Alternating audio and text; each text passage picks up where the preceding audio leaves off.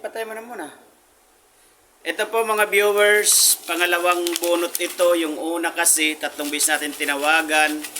Hindi sumasagot. Siguro, di siguro hawak yung cellphone o di kaya umalis.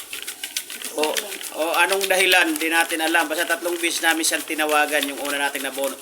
Ito, pangalawa, si Mrs. ang bubunot. Okay, sige, bunot na. Ito. Dito na. Ito na, mga viewers, pangalawa ito. Ngayon, kung taga saan ka man, 1, 2, 3, congratulations! Tatawagan kita hanggang 3 tawag. Pag hindi mo uli, hindi nasagot, tatawag uli kami ng paminibago. Congratulations sa'yo,